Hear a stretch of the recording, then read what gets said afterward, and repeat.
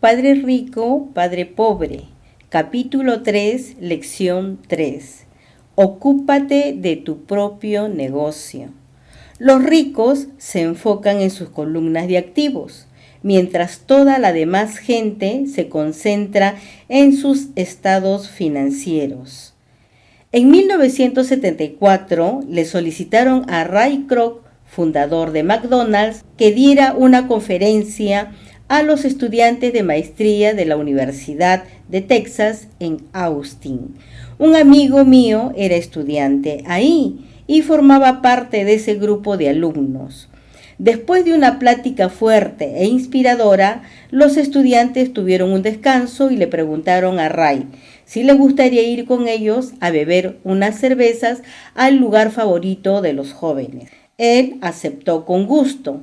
En cuanto comenzaron a beber la cerveza, Ray preguntó: ¿a qué negocio me dedico? Todos se rieron, me contó mi amigo. La mayoría de los estudiantes de maestría pensó que Ray estaba jugando. Como nadie le respondió, Ray volvió a hacer la pregunta: ¿a qué negocio creen ustedes que me dedico? Los estudiantes volvieron a reírse, pero finalmente un valiente gritó: Ray, ¿quién en este planeta no sabes que te dedicas al negocio de las hamburguesas? Ray se rió. Eso es lo que pensé que dirían. Hizo una pausa y luego añadió: damas y caballeros, yo no me dedico al negocio de las hamburguesas. Mi negocio son los bienes raíces. Según me contó mi amigo, Ray pasó un buen rato explicando su punto de vista. En su plan de negocios, Ray sabía que el enfoque principal del negocio era vender franquicias de hamburguesas. Sin embargo, nunca olvidó que los factores más importantes para el éxito de cada franquicia eran el terreno y el lugar en que se ubicaran estas. Básicamente, la persona que compraba una franquicia también estaba adquiriendo el inmueble que ésta concluía, y lo hacía en beneficio de la organización de Ray Kroc. Hoy en día, McDonald's es el mayor propietario individual de bienes raíces del mundo. Posee incluso más propiedades que la Iglesia Católica. La empresa McDonald's es dueña de algunas de las intersecciones y esquinas más valiosas de los Estados Unidos y de todo el mundo.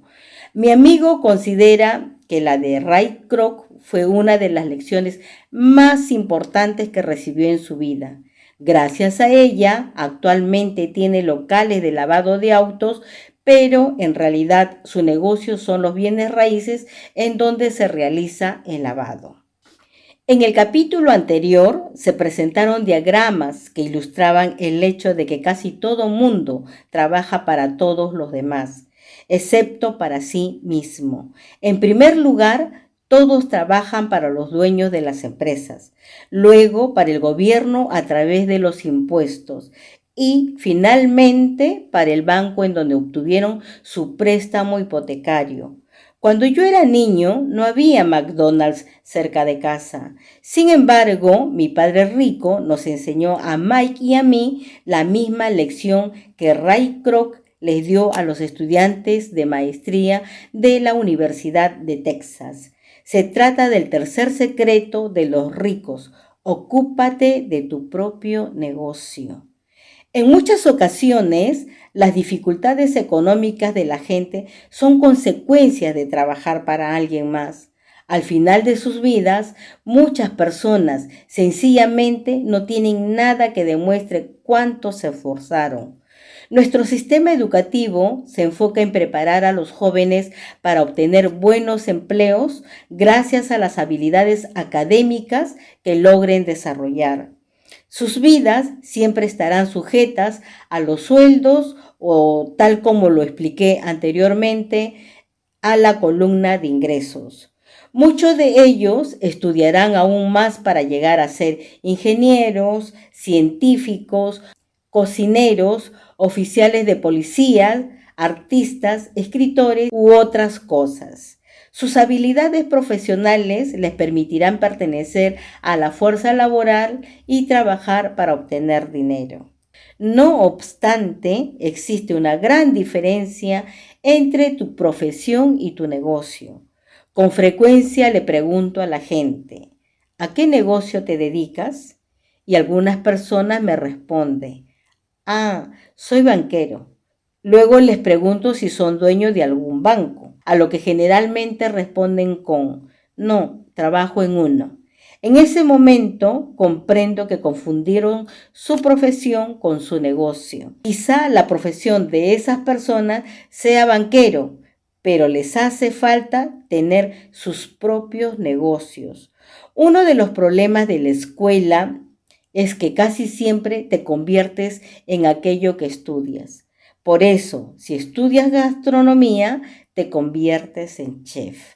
Si estudias leyes, te vuelves abogado. Y si estudias mecánica automotriz, te conviertes en mecánico. Y el error de volverse aquello que uno estudia es que a mucha gente se le olvida que debería ocuparse de su propio negocio. Muchos se pasan la vida viendo por los negocios de otros y haciéndolos así más ricos cada vez. Para obtener seguridad financiera, la persona tiene que ocuparse de su propio negocio. Tu negocio gira alrededor de tu columna de activos, no la de ingreso. Como lo expliqué anteriormente, la regla número 1 implica diferenciar entre activos y pasivos para luego adquirir activos. Los ricos se enfocan en las columnas de activos, en tanto que todos los demás se enfocan en sus estados financieros. Es por lo anterior que muy a menudo escuchamos, necesito un aumento. Si tan solo se me ascendiera de puesto, voy a volver a inscribirme a la escuela para estudiar más y conseguir un mejor empleo. Voy a trabajar horas extras. Tal vez pueda conseguir un segundo empleo. Las dificultades económicas de la gente son consecuencias de trabajar para alguien más. En algunos ámbitos estas nociones son fundamentales, pero no ayudan a ocuparte de tu propio negocio porque una vez más se enfocan en la columna de ingreso. La única manera en que estas acciones pueden ayudar a una persona es utilizando el dinero adicional para adquirir activos que generen más ingresos. La razón principal por la que la mayoría de las personas pobres y de la clase media es conservadora en el aspecto fiscal, es decir, que no corre riesgos, es porque carece de cimientos financieros. Por eso muchos tienen que aferrarse a su empleo y jugar a la segura. Cuando se puso de moda hacer recortes laborales, millones de trabajadores descubrieron que sus casas, a las que consideraban activos, se los estaban comiendo vivos, porque el activo les costaba una cantidad demasiado fuerte mes a mes. El coche, es decir, u otro activo, también los estaban drenando. Y los palos de golf de $1,000 guardados en el garaje ya no valían lo mismo que antes. Todos estos trabajadores vieron que sus empleos estaban bajo amenaza y para colmo no tenían nada en qué apoyarse. Ninguna de aquellas cosas a las que consideraban activos les serviría para sobrevivir en tiempos de crisis financiera. Doy por hecho que casi todos hemos llenado una solicitud de crédito para comprar una casa o un auto y por eso pienso que siempre es interesante fijarse en la sección del valor neto, ya que ahí se ve por qué ciertas prácticas bancarias y contables aceptadas le hacen creer a la gente que está haciéndose de un activo. En una ocasión quise conseguir un préstamo, pero mi situación económica no era muy saludable. Por eso incluí en los datos que me solicitaron mis palos de golf, mi colección de obras de arte, libros, aparatos electrónicos, trajes Armani, relojes de pulseras, zapatos y otros objetos personales. Con eso quise inflar las cifras de mi columna de activos. Pero al final me negaron el préstamo porque tenía demasiadas inversiones en bienes raíces. Al comité de préstamos no le agradó que yo recibiera tanto dinero por concepto de rentas. Los miembros querían saber por qué yo no tenía un empleo normal con salario, pero no se les ocurrió cuestionar los trajes Armani, los palos de golf, ni la colección de arte. A veces la vida se pone difícil cuando tu perfil no coincide con el de todos los demás. Cada vez que escucho a alguien decir que su valor neto es de $1.000.000, de $100.000 o de lo que sea, siento que me da un ataque. El valor neto no es un dato preciso porque sencillamente en cuanto empiezas a vender tus activos, tienes que pagar impuestos sobre las ganancias.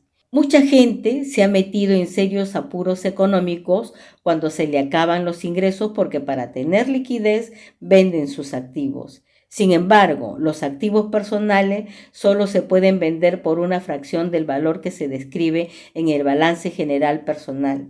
Por otra parte, y como ya mencioné, si hay alguna ganancia por la venta de los activos, se tienen que pagar impuestos sobre la misma.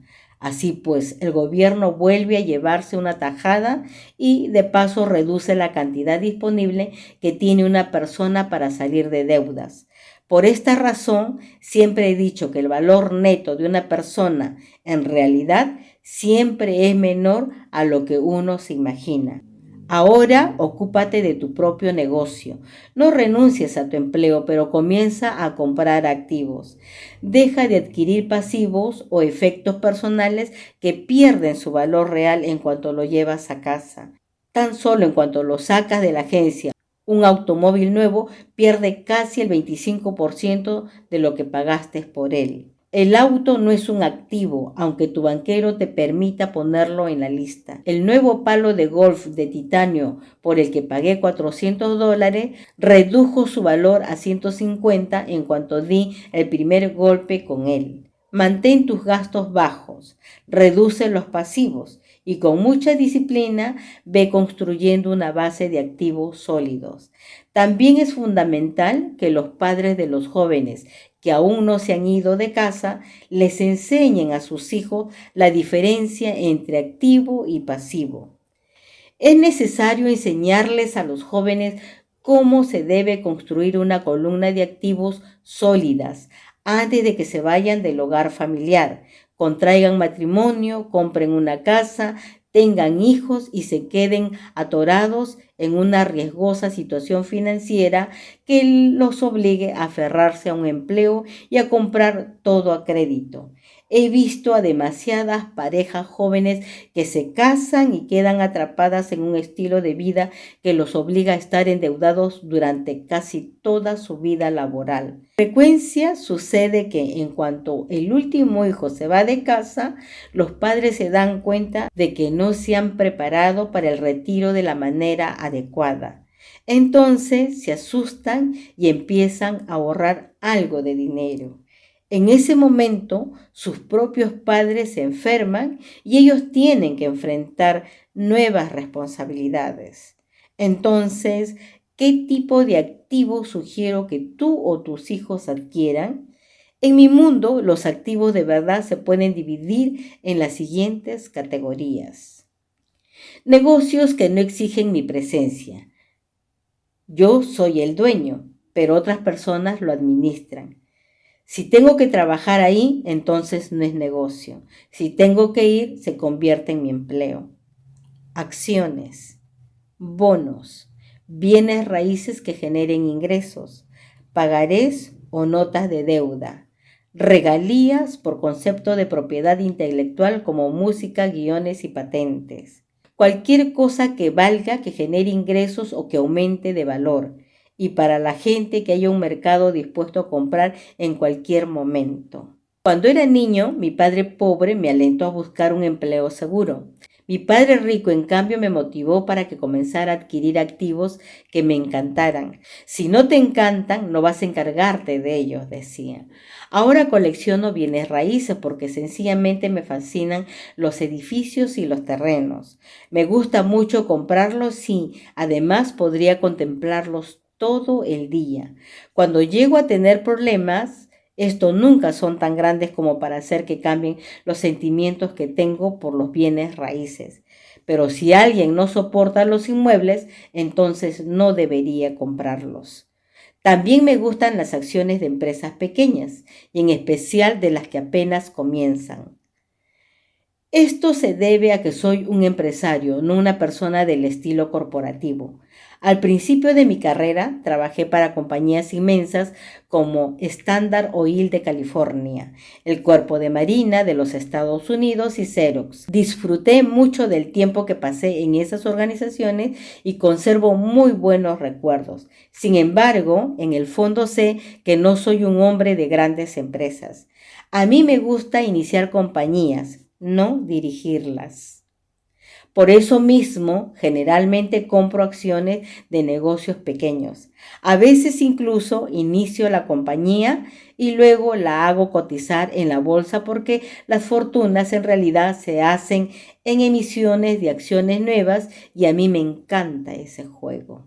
Ocúpate de tu propio negocio, no renuncies a tu empleo, pero comienza a comprar activos y deja de adquirir pasivos. A mucha gente le da miedo las empresas de baja capitalización. Muchos piensan que son riesgosas, y sí, lo son. Sin embargo, el riesgo disminuye si te encantan las inversiones, si las entiendes y si dominas el juego. En el caso de las empresas pequeñas, siempre aplico una estrategia de inversión que implica deshacerse de las acciones después de un año. Por otra parte, mi estrategia para bienes raíces consiste en empezar con poco e ir cambiando las propiedades por otras más grandes. De esa manera hay una demora en el pago de impuestos sobre las ganancias, lo cual permite que el valor de los inmuebles se incrementen de forma dramática. Por lo general, solo conservo los bienes raíces durante 7 años. Por mucho tiempo, mientras estuve en el Cuerpo de Marina y en Xerox, hice lo que Padre Rico me recomendó. Conservé mi empleo, pero empecé a ocuparme de mi propio negocio. Me mantuve activo en la columna de activos por medio de la compra y venta de bienes raíces y de acciones modestas.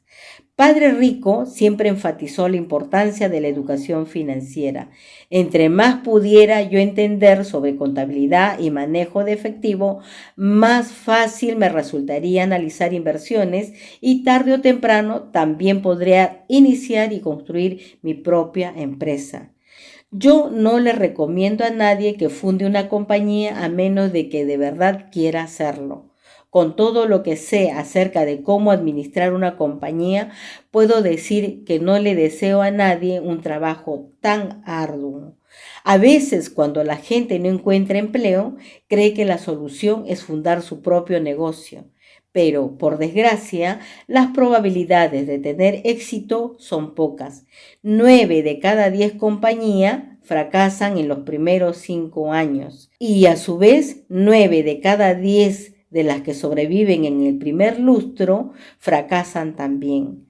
Por eso, solo te recomiendo iniciar una empresa si de verdad tienes el deseo de hacerlo. De otra manera, lo mejor será que conserves tu empleo y trates de realizar un negocio de forma paralela. Cada vez que digo debes ocuparte de tu negocio, me refiero a que tienes que construir tu columna de activos y mantenerla fuerte. En cuanto $1 entre ahí, ya no permitas que salga. Piénsalo de la siguiente manera. Cada dólar que se suma a tu columna de activos se convierte en tu empleado. Lo mejor acerca del dinero es que puede trabajar 24 horas al día y continuar haciéndolo por generaciones. Sí, conserva tu empleo y trabaja con ahínco, pero también construye esa columna de manera simultánea. A medida que crezcas el flujo de efectivo, podrás darte algunos lujos. La gran diferencia entre la gente rica y la gente pobre y de clase media es que los ricos adquieren los lujos al último, en tanto que los demás lo hacen primero. Los pobres y la clase media compran artículos de lujo como mansiones, diamantes, pieles, joyería o botes, porque quieren lucir como ricos. y efectivamente lucen como tales. El problema es que solo se van sumiendo en una deuda mayor. La gente que siempre ha tenido dinero, es decir, los ricos a largo plazo, se enfocan en construir la columna de activos antes que nada. Luego, con los ingresos generados por los activos, compran sus lujos. Los pobres y la clase media adquieren lujos con su propia sangre y sudor y para colmo con la herencia de sus hijos. Piensa que darte un verdadero lujo debe ser una especie de recompensa por invertir en un activo y desarrollarlo. Por ejemplo, cuando mi esposa Kim y yo tuvimos algo de dinero extra gracias a nuestros departamentos habitacionales, ella salió y fue a comprarse un Mercedes. No necesitó trabajar más ni arriesgarse porque el automóvil se pagó con lo que generaban los departamentos. Lo que sí tuvo que hacer fue esperar 4 años a que creciera el portafolio de inversiones en bienes raíces y que produjera suficiente dinero extra para pagar el auto. Aquel Mercedes fue una verdadera recompensa para Kim porque gracias a él pudo demostrar que sabía cómo hacer crecer su columna de activos. Hoy en día, ese automóvil representa mucho más para ella que solo un coche bonito. Es el símbolo de que usó su inteligencia financiera para darse un lujo que quería. La mayoría de la gente sale y compra impulsivamente un auto nuevo o algún otro lujo con crédito. Muchos tal vez solo están aburridos y quieren un juguete nuevo. Pero comprar con crédito puede hacer que la persona llegue a resentir el lujo que se dio porque tarde o temprano la deuda se convierte en una carga financiera. Después de tomar tiempo suficiente para haber invertido y construido tu propio negocio, estarás listo para aprender el secreto más importante de los ricos, el que los coloca más allá de las multitudes.